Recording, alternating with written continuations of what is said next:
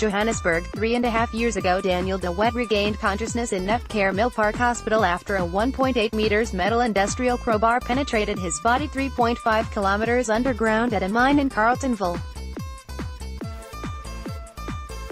Today, the 6-time Comrades veteran is making final preparations to run the ultramarathon again, for the first time since the accident. Just 3.5 years ago, my wife and colleagues were praying for my survival, and when I was able to walk out of the hospital only 19 days later, we regarded it as a miracle from God.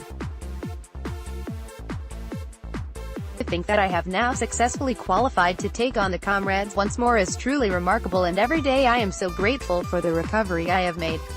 DeWet says, day by day, I have regained my strength, and this year I have managed to qualify for Comrades.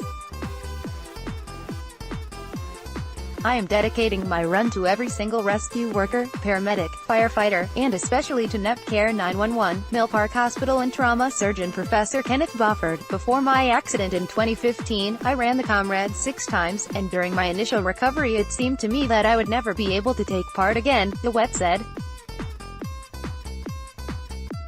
On the 10th of June, however, he will be taking on the challenge with his running club, the Carleton Harriers, wearing race number 49,470. The accident happened one afternoon in January 2015, when DeWet, an engineering supervisor, was working on washing out a dam 3.5 kilometers underground, using an extended crowbar to stir up the mud.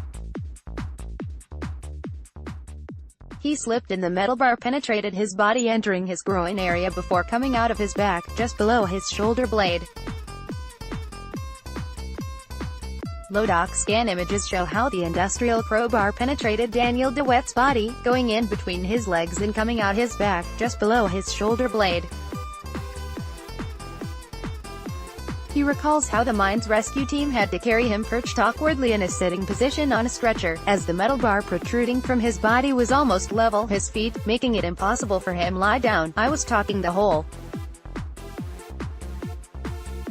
time, trying to keep the other guys calm. He remembers, having been brought up to surface level at a pace that would ensure that he did not suffer any adverse decompression effects, commonly known as the bends. He was airlifted to Milpark Hospital's trauma center. 2 surgical teams, led by renowned trauma surgeons, Professor Bofford and Professor Elias Dejanis, were ready to operate, one team concentrating on his injuries in the abdomen and one on those in the chest area. Once the crowbar was pulled completely free of DeWet's body, the doctors saw that the impalement had caused significant damage, destroying one kidney and damaging his small bowel and numerous blood vessels. Although DeWet lost a kidney, he made rapid progress and was discharged from hospital just 19 days later. DeWet later presented the crowbar as a gift to Professor Bofford and Netcare Milpark Hospital. He acknowledges that the ultramarathon will be a challenge.